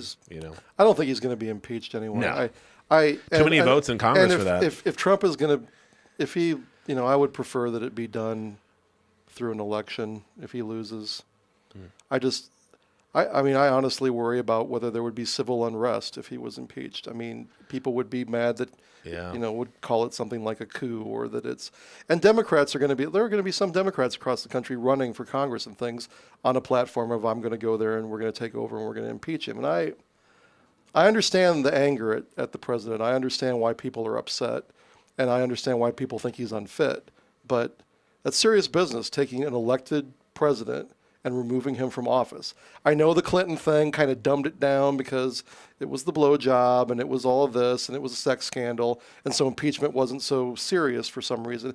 But it's about the biggest deal that a Congress can ever deal with. Well, And I think it'd be awesome if he was not elected again. To me, when it comes to his ego and the way he runs his life and runs the country, it would be the biggest kick in the balls for that guy not to get reelected. If he got reelected? If he didn't get reelected. No, if he didn't get reelected. Dude, I think he's just going to be like, I got it. It was a joke anyways. Forever, for the rest of my life. You got to call me President Trump. Period. That's how it's not going to be Trump Tower. It's going to be President Trump Tower from now on. I forget the point I was going to make. Sorry. No, it's all right. I think, I wanted to ask you. No, let's take a moment. This is my magic moment. There, Todd squared. Scared. Already scared. Go ahead. It sounded like you feel there's a good reason for an electoral college. Well, And if you do feel that way, please educate me I'm not on sure why maybe I'm wrong. I'm not sure I think it's good. I mean, it was created in the beginning by the Founding Fathers because there was a concern that the electorate wasn't savvy enough. I mean, they wanted to put some sort of barrier between the mob and the presidency. And so they created this electoral college so that these electors could come together in case the electorate made some big mistake or elected someone unfit, and then they could be like, "Oh, okay, we're the leaders of the state. We're the smart people. We can fix this." I'm not sure we still need that intermediary. I think. Actually, I'm thinking maybe we still really do need it. But from the standpoint, I mean, I think not are all voters smart? Of course not. But I don't think we've got a situation where the electorate needs this sort of hand-holding. I think we elect legislatures and city councils and senators, and back in the day, back before the 20th century, senators were elected by state legislatures. I mean, they weren't popularly elected. So they put all these kind of guards in place. Well, we got rid of that one, although there are some people that want to bring it back. But, I mean, we elect all the other people that represent us by direct election. Why don't we elect the president through a popular vote? I think it just makes sense. I mean, I know that it sounds political because then Hillary Clinton would have won. But regardless of that, I just think people, in the United States, in this democracy, I'm just not sure we still need the training wheels. I mean, we've been around 200 and don't make me do math. Please don't make me do math. You know what? I'm going to throw a challenge out to those really smart Elon Musk people out there. This is what I would like to see. And I think you're right. I believe that everyone should have the right to put forth their vote, and it should be counted. We should have control over who represents us or who governs us, right? In order to do that, we need to be able to have the correct facts. And so this is my challenge to you really smart people out there. And I would pay for this. I would pay for it like I pay for Netflix. Thanks, Todd, for your subscription anyway. This is my idea, okay? And run with it. And I challenge you all to run with it. Create a website that I could go to and watch a debate, right? I could watch a debate through your website. And while I'm watching the debate through your website, little fact checks can come up as people are talking bullshit. And Trump says this about Hillary, and he goes, lie. 83% of what he just said was, wrong. And this is where you would go. And this is the actual real fact. So as I'm watching a debate, you can actually see, and it has to be completely bipartisan. Well, it has to call out the Democratic Party. It has to call out just basic lies. And there's an AI out there called Watson. We've talked about Watson before. Have you heard of Watson, yes. Todd Squared? Yes. Okay. Watson is super smart. Watson is helping doctors with cancer treatment right now, right? So why couldn't we have something like Watson applied to political debates? And if I really want to know, I want to vote for you or Todd Squared or Todd. You guys are running against each other. I just want to know what you believe in, right? All right, well, I actually prefer Todd. Todd Squared. It's not just because I met you tonight, but it's because of what he believes in. And I know he's not going to change once I vote for him. And I know that when he's talking about all the stuff that you've been doing, it's all been coming up true, 98% true, 97% true. And when you say something, it's like 56% true, 23% true. You know, let's keep it positive. Let's not say lie. Let's just say like 23% true or 2% true when Trump was talking, you know. This is the most this has ever happened. Never. Well, I think there is a website. I don't know. What's the one that does the factometer in this pants on fire? Yeah, lie, there's PolitiFact. PolitiFact. Now they Washington Post does a fact check. PolitiFact did that during the election. Is you could get on their website. Okay. And I don't think it was real time like you're talking about, like in the moment. Yeah. But throughout the debates, they would be streaming corrections and misconstrued things and things like that. So it wasn't, I guess, quite what you were talking about, but it was kind of at the moment. And they're the biggest one now. And I mean, they're 2017 because yesterday is the first full year of Trump as president, and they did a whole thing just on all the lies that they had kind of shown over the entire year, and it's kind of staggering. Well, I think there's like boastfulness, Is boastfulness a lie? When somebody goes, "Hey, this is the best it's ever been." Not really. Well, and this, you're assuming that people want facts. Yes, I am, Todd Square. Well, because, I guarantee you that if you had Watson fact check a debate, if it made one of the two candidates look bad, the one that looked bad, their supporters would say, well, obviously, these are the sort of egghead, liberal, professors that program computers. That's why it's this way. There's always, that's in the media landscape right now. If you don't like what someone's saying about your candidate, you can easily find someone that's saying something completely different that you like. Right. So, politics have become sort of tribal, and it's almost like rooting for sports teams, and that it's becoming ingrained in people's sense of self-worth.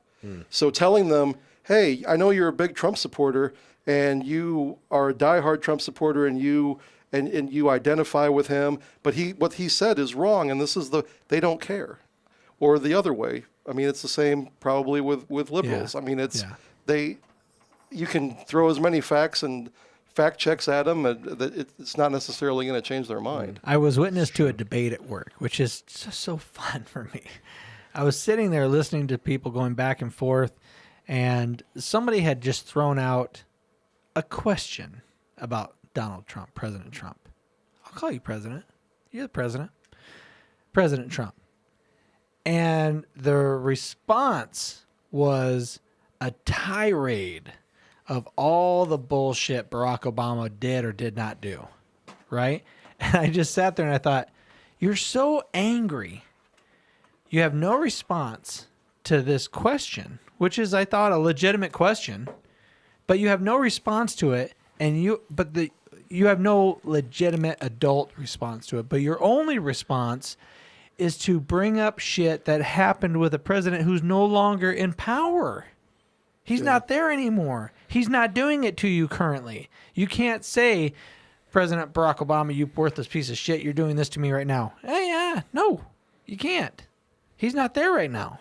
It's whataboutism. And it's basically like if you have a mirror into a mirror and it just kind of goes on forever, that's whataboutism. It's like, well, Trump this did. What about Obama? Well, Obama, what about George W. Bush? What about Clinton? What about Hillary's emails? What about, that's sort of a lot of the debates now are, well, yeah, but what about this? And that's not really a debate. That's basically like, I don't want to talk about that. I want to talk about what you don't like. No, I want to talk about what you don't like. And that's... Okay, so let me ask you this, Todd Squared. Because I look at you and I see a big throbbing brain. Okay? You're the man I want to talk to. He means that in a positive way. Yeah, it's a very positive thing. How do we stop that? How do you stop? What are some ways in which you can help somebody? Now, when I say help somebody, I mean help yourself also, because A lot of times you have an opinion. I have an opinion. I want to get it out there and I want somebody to hear it, but it's not right. It's not true. And somebody else could educate me. How do you help somebody? How do you help ourselves get away from that? I think people need to listen to each other and try not to be. I mean, people get really defensive about politics right now. I mean, they're just, you mention it and the defense mechanisms go up and they're ready with their 12 arguments that they've got in their head to refute whatever you're saying. And people aren't listening to each other. They're listening to people who, they're reading what they agree with. They're listening to people what they agree with. They're not reading and listening. I mean, I go out of my way to try to read columnists who I disagree with. And a lot of times I'm just like, yeah, I don't agree with that. But I'm giving it a shot. And part of my job, I'm an editorial page editor, so I have to read lots of stuff I don't agree with. I run all sorts of columns from conservative columnists that I don't agree with generally, and some that I do. But I think that's important but on the broader, I used to think that, okay, we're at each other's throats and we're angry, but if there's a crisis, we could come together. I don't even think that's the case anymore, because you see when terrible things happen, Las Vegas, some of these mass shootings, other things, people are at each other's throats from the minute they hear about it. I mean, there's no pause for reflection. There's no, okay, let's not fight about this until we know what's really going on. Right. They're just tearing into each other on Twitter and on, social media. And so I'm not even sure now if we had a 9/11, for instance, a crisis of that would it bring magnitude, us back as a country? Would it bring us back, or would we just have something new and even larger to fight about? Somebody to blame. Now, Todd Squared, thank you for bringing that up, because it makes me relive a moment from earlier today when the football game started. Now, we're missing the football game, but at the beginning of the football game, I was aware of how jaded I am as a person. And I brought this, I asked my wife, I'm like, so honey, what do you think about this? And she goes, you are correct. You're a jaded, horrible person. The football game was getting ready to start. And what did we have? We had a black service member singing the national anthem. Now, I could be wrong because I don't watch a lot of football. I really don't. So if I'm wrong, comment. But with all of I'm not going to stand up, I'm going to take a knee with the national anthem. The national anthem is anti-black. It has all these racist things in the second and third verse, whatever. So I'm not going to stand up. And then people took it to the next level. Well, you're not respecting the military. Okay? So now you have and then we're going to kneel, and we're not going to do it because we're anti-Trump, right? We're taking a position against Trump. So there was this huge thing that Kaepernick kind of started with him. So how do you get around that, Todd Squared? How do you get around that? You have a black service member sing the national anthem, and you have a flag that covers the entire field. You can't not look at the field. It's so huge. Right. So how do you counteract that? How do you combat that? You take a black service member in uniform singing the national anthem. So if you don't stand, if you don't put your hand over your heart, if you don't do what everyone was doing a couple of years ago, man, you really are an asshole. That's how I viewed it. When I saw it, that was my take. I'm like, it's instantly jaded. Yeah. And I feel like so many of us are just instantly jaded about everything. Like what you were talking about. I don't think that 9/11 could happen and all of us could come together. Why?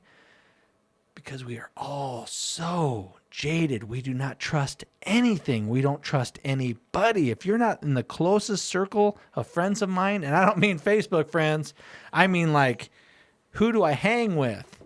Because my wife has thousands of Facebook friends. But I don't. But yeah, we're so jaded. How do you get past the jadedness? It just seems like we've got a mentality now where everybody sees something bad happen or something controversial happen, and the first thought is, okay, how can my side take advantage of this? How can we win this? As I said, not listening. I mean, with the Kaepernick the protests, the kneeling, is a classic example of. I mean, the folks protesting had something to say, but the people who were criticizing them didn't really want to listen to that. They wanted to make it about the flag and the military because they figured it gave their side an advantage. Sure. Trump looked at that and said, how can I, win this?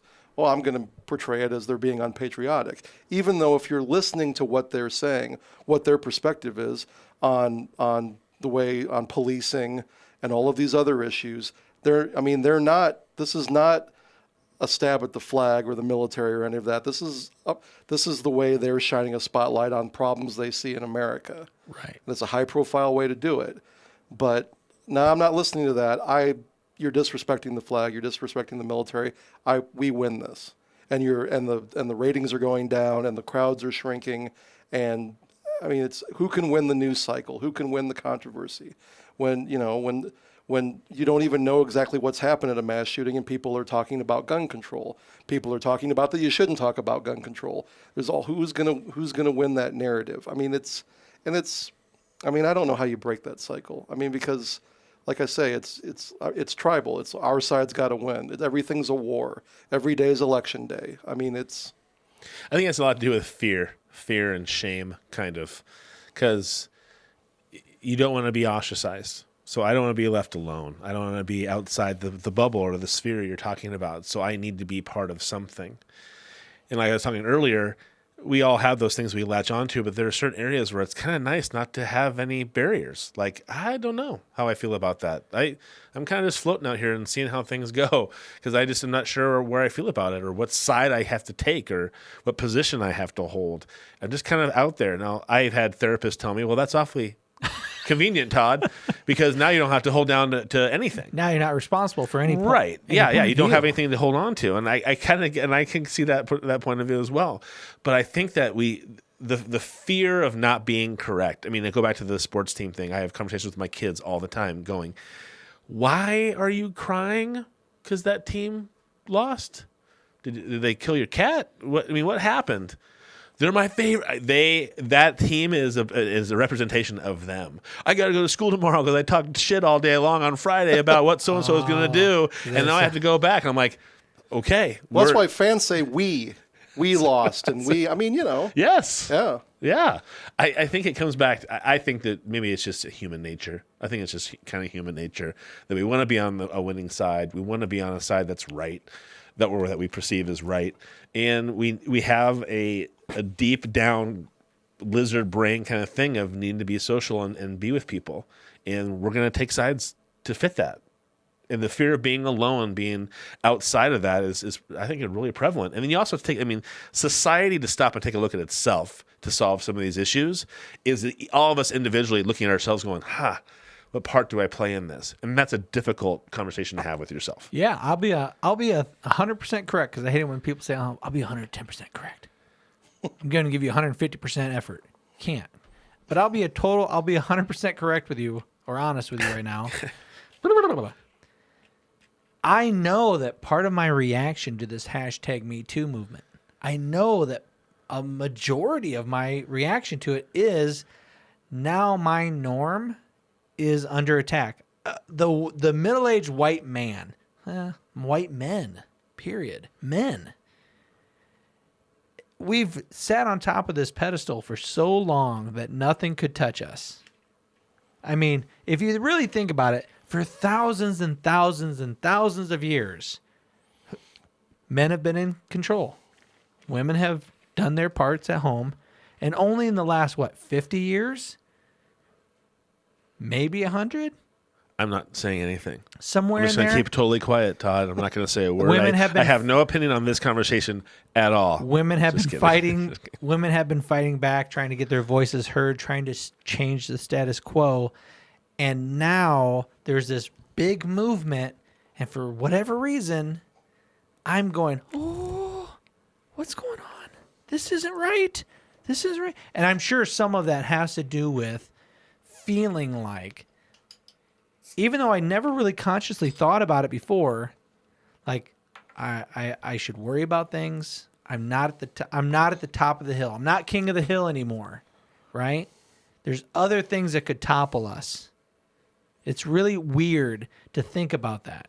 It's really odd for my wife to go, Matt, you can't, that's not how you interact. You shouldn't say that word. You shouldn't do this anymore. You shouldn't do that anymore. It's weird for me to think that. It's weird for me to think that these social norms are happening. It's very easy for me to say, oh, Jesus Christ, seriously? He touched your bottom and now he has to lose his whole career? Don't you think we're kind of going a little overboard? I'm ready to just throw the whole lot of you down and just say, this is stupid. Yeah. But I mean, it's easy for me to do that. I acknowledge it. I see it in me that I want to do that. And I want to do that because I'm threatened, because I've had this power. I've had this ease about my life for so long. I've never even thought about it until it was questioned, until there was some pushback. It's very odd. Well, that's the Trump phenomenon is a big shove backward against sort of the idea of a more pluralistic society, technology-driven, just a different country than what we've had, a 21st century America versus a 20th century America. And people clung to Trump because he symbolized, or he told them that they could sort of go back. We don't have to have political correctness anymore. We can burn coal. We can, all of this stuff that's like, that the sort of the liberals, telling, that want to have the windmills and the solar power and the Apple iPhones and all of that. This is a pushback against that. Doesn't sort it of kind of march harken back forward. to the 1950s? You're like, oh, it'd be great. The 50s. God, wasn't the 50s great? Yeah, I'd love unless to go you back to the 50s. Unless you were an African American or a woman or that's I say that. Why? Why would Matt say that? Oh yeah, that's right. I'm fucking white. Oh yeah. Yeah. Yeah. But that's a hard thing for me to. It's a new thing. It's a hard thing for me to see in myself, right?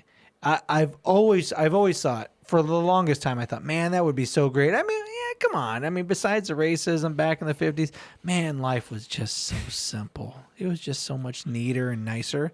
But it wasn't neater or nicer or better for anybody else who wasn't white or man or male, And that's just weird. It's odd for me to actually come to terms with. And I don't think a lot of people are. I think a lot of people that are very anti the hashtag #MeToo movement aren't willing to accept that about themselves. You know what I mean? Well, and we talked about being people identifying with, who they support, but I think a lot of people are identifying with who they are not. In that, I'm not a liberal. I'm not those people. I mean, and there are practical problems with some of that. In that, you see a lot of stuff about climate change, and there's some pretty strong evidence that this is happening. And a lot of times when you talk to people about it that don't, that are skeptical of it, you get a sense that, yeah, I understand all the evidence and stuff, but I can't side with the liberals and the environmentalists who think this is a problem. I can't see myself agreeing with them on this. So they just forget the evidence. It's those people that are saying this is happening, and I'm not going to be with those people. I mean, you see that a lot in politics. I mean, people fundamentally, you talk to them about same-sex marriage, you sort of sit down and have a conversation with them, and you find out, well, okay, that's fair. But sometimes they're opposed to it because those people over there are for it, so I can't be for it. And I revel in the uncomfortableness. Ooh, nice of word, it, okay? revel. When I feel those things being off, I'm like, I feel like Bob from What About Bob when when Richard Dreyfuss starts kind of like holding him accountable. He starts going, ow, like he's having like physical pain because somebody's being being very upfront with him about Dr. how Marvin. Yes, right. And so he's like, so what you're trying to say is that it's not my ex-wife who had this, and this, but it's me? Yeah, that's what I'm saying. Oh, ow, like he was in physical pain because he was coming to this realization. I have that happen all the time. I now kind of find enjoyment in it. When I say revel, that's why I use revel, because I like it, because I'm like, okay, I'm glad that I'm challenging myself. I'm glad I'm uncomfortable. I'm glad that this is not a safe feeling. I like this feeling of being out here and going, whoa, what the fuck's going to happen? The more I listen to people, and I don't know why that works, it's a whole nother podcast, or when I read people's perspectives, like Andrew Sullivan, right? Very bright, thoughtful people, very, very smart, are themselves trying to see things from multiple perspectives, and they're challenging things. It allows me to go, oh, okay, I still have some changing to do. I still have some adjustments to do, because I may not wholeheartedly believe in what's happened, what this person is saying, but I do really appreciate who they are and admire them for the things that they've done and accomplished and how smart they are. So I'm going to take into account a little bit of what they said. Yeah. So maybe go back to what you were saying, which is we're not going to listen to anybody's shit. And the reason why I bring Andrew Sullivan up so much is that he was the first Republican I was like going, oh, this is really hard. He's making a lot of sense. I like what this guy says, and I don't follow his ideological kind of thing. Then I would read more and more and be like, oh, God, I like this guy. He's so smart, and his points of view are so awesome. But, man, he considers himself a conservative and all these other things. And so I had to battle against those own barriers that I had kind of made for myself and saying, why did I have to put that wall around him and call him a conservative? Because it took me a long time to get over that wall. Yeah. And I might have missed out on some things. So, I think when you find those opportunities where you're like going, oh, wow, this is uncomfortable. I don't like this change. Those are the times where you're like, well, you're growing. You're growing as a person. And you should be like, it's fucking scary to hold on to this rocket ship, but it's going to go somewhere. Well, there's the feel, it's uncomfortable because you feel maybe like you're growing, but there's also a feeling of uncomfortableness. Like you're like, is something really wrong? Should that be put there? No, uncomfortable. When Andrew Sullivan says McCarthyism, right? When he writes this beautiful post about, we really need to be careful of what we're doing. We're ruining people's lives. Right. This harkens back to a time where if you were seen or if you were reported to be part of the Communist Party, that was it. Blackballed. Yeah, you're blackballed. You get thrown in front of a committee. That's really serious. When I heard that, and for the longest, as soon as this Me Too thing happened, as soon as it happened, I thought, well, one, Todd Squared, I let me apologize first off before I say this. But when it first happened, I said, man, Harvey Weinstein's almost my hero. I did. I said it. I said it. Why? Because he was able to finish on a FICA. I couldn't do that. I couldn't finish. I wouldn't be able to finish with a woman who's like, God, you repulse me. What are you doing in a restaurant on a FICA? That has some serious willpower. I totally missed the FICA story. So that was the catalyst. To me, that was the catalyst. Okay. He went out to dinner. There was a news reporter. He went in for a kiss. They went out. They were at some place in a restaurant where maybe there wasn't a lot of people. He went in for a kiss. She said no. He said, shut up and stand there. He started jerking off. Wow. Until he finished on a FICA, until he jerked off on a plant. And then she said, are you finished? Can I go now? Which is kind of back to my comment earlier about we're all grown people. We don't have to stand there and wait until someone finishes to say. Unless Harvey Weinstein, the most powerful guy in Hollywood, goes, hey, that reporter I had dinner with, she's a fucking bitch. I want you to fire her. And Okay. But you know what? This might be one of those things where, where people say, well, that's a first world issue. That's, when people say, oh, that's first. No one's really worried about that in the third world. Well, like in my first world issue, in my realm, I ask a friend of mine, I'm like, dude, if you pulled your wang out right now and you start jerking off, I would probably go, what the fuck is wrong with you? And I'd walk out of the room. But that's my world. I'm not in the world of Harvey Weinstein. I'm not in the world of, oh, this really powerful person can call this really powerful person and fire me. Well, and it's like any of these things. This thing happens, and it's just you get that glimpse into the mentality and the warped sense of power and authority that someone has to do something like that, and then that just opens the door into just a house of horrors. All the things that he did. Yeah. That's, so. No, But- I'm glad that it came out about him. Yeah. I'm glad that they're looking into all the different things. I'm glad that there's actresses that don't have to deal with that anymore. But again, in the immortal words of one Andrew Sullivan, be careful of the due process and the McCarthyism that we might fall into, because ruining somebody because they went in for a hug is a little extreme. Right, and I know people who have been sexually assaulted and raped in college, and they feel like this diminishes that it's becoming this spectacle, and the focus is on all the little teeny things that are happening when somebody was forced to do something that they don't want to do, and it lends to make it all kind of like, oh, it's one of those things again.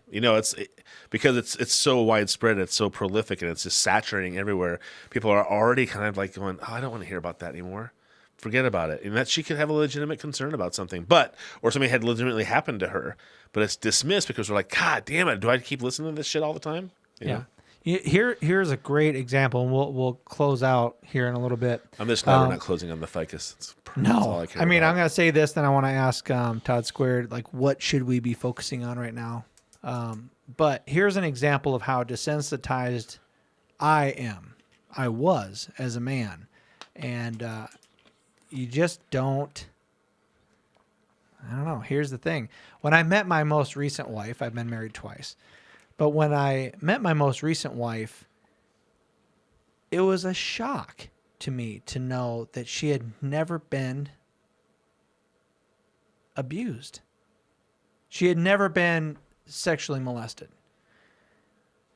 And I thought, you're the only girl I've ever dated that hasn't. And I went like this, that's weird. That is not a cool reality. And I've thought about this in the past, obviously, but with this hashtag #MeToo movement, that shouldn't be the norm. That shouldn't be a surprise that, out of all the girls I dated, you're the only one that hasn't had a really traumatic, shitty thing happen to you. Weird. Yeah. The lady I am with, same thing. I was like, never? She goes, no. I'm like, huh. And I was caught off guard by it. I'm so glad I'm not alone in that. That was a really weird moment where I was going, God, almost every woman I know at some point, my mom talked about being sexually harassed at work and things like that, and forced into situations she doesn't want to be in, and my family members. So yeah, that's really kind of strange, isn't it? Yeah, it really is to think that. It's to such a scale that you're shocked that it hasn't happened. Right, which is horrible. And to go through my life going, whistling, no big deal. Nothing's really happened to Matt. Maybe when I was really young, but it's not like a pervasive thing. Right. It's not. Maybe I always thought, well, that's part of being a human being. Maybe bad shit's going to happen to us all somewhere along the line. And I just thought that was what's going to happen. But it really shouldn't. Do you think that's just a cynical view that you have on the world, kind of? Or do you think that, I don't know. I think that's the whole point of all of this, is that women live in a world where they are frightened and have bad things happen to them, lots of them, and that was why the Me Too hashtag took off the way it did, because of so many experiences. And the point of all this, for the excesses aside, is to change that reality in some way, so that, a generation from now, that's not unusual. It's not unusual to know women who haven't had, episodes where bad things happened. Yeah.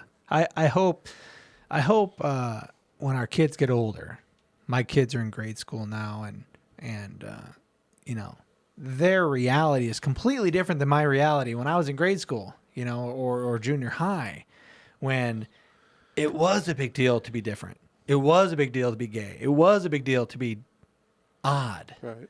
It's not. it doesn't seem that way anymore when I'm talking to my kids. And yeah, I'm talking to my kids. When you say, hey, how was your day? Fine.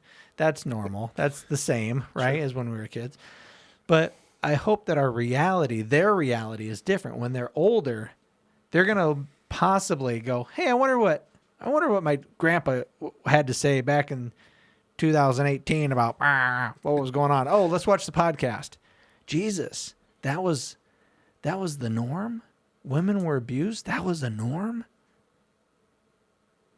I hope that when they're older, that's not the norm. That they're as shocked that was the norm than it is to me saying it. So let's hope. Right? I would think that with the trajectory of society over all the years, it's all lending towards that kind of thing. I don't know, Snowflake. If you have enough of you, you just wanted to kick me in the nuts before we left tonight. If you have enough snowflakes, you know what that makes, right? A blizzard or an avalanche. They're both destructive. Had to hurt my feelings. Todd Squared. What should people on our way out of this podcast today? What should people be interested in? What should people be focusing on? What are we not focusing on enough that's happening? Politics. Local. Well, I mean, I think the big thing in Iowa this year is going to be, there's going to be a gubernatorial election, and it matters who's governor. I mean, the governor, as states go, we have one of the more powerful executive positions in our governor's office. They have a lot of power to do stuff. They set the agenda in our legislature. They set the agenda, on a lot of statewide issues, and there are a lot of Democrats running. Kim Reynolds is the governor. Ron Corbett is challenging her in the primary.